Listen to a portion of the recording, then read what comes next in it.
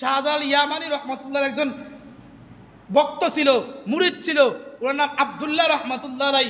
উনি ওনার মেয়ের বিবাহের সময় ওনার মেয়েকে বলছে, মা তুমি যখন স্বামী বাড়িতে যাবা তখন তোমার পক্ষ থেকে তোমার স্বামীরে কি হাদিয়া দিবা? বুঝেন নাই? কি হাদিয়া দিবা? তখন মেয়ে এক কাগজ থেকে বাড়ি করছে, আব্বু এটা আমি হাদিয়া দেব। তখন বাবা বলছে এটা কি? তখন খুইলে দেখেছে এটা কোরআন। মেয়ে নিজের হাতে কোরআন লিখছে, সুবহানাল্লাহ। কি লিখছে? বাসরাতে প্রথম স্বামীকে গিফট হবে কোরআন।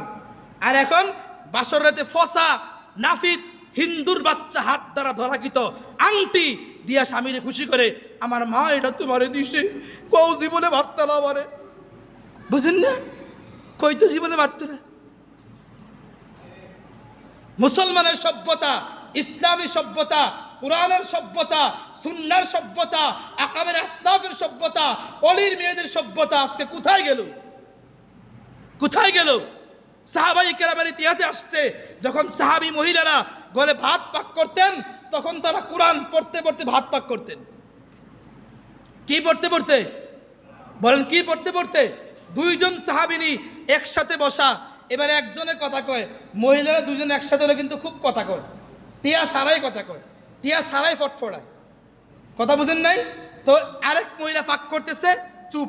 ফাঁক করা শেষ, এবার ওই সাহাবিনী ওই মহিলাকে বলে, মহিলা তুমি যতক্ষণ কথা বলছো ততক্ষণ আমি ভাত পাক করেছি, ভাত পাক করতে করতে আমি আল্লাহর কালামের 3 পারা মুখস্থ পড়েছি। কয় পারা?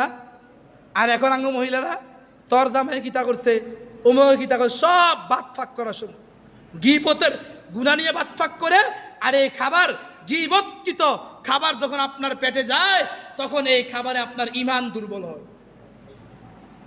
ঈমান কি হয় বলেন? দুর্বল হয়।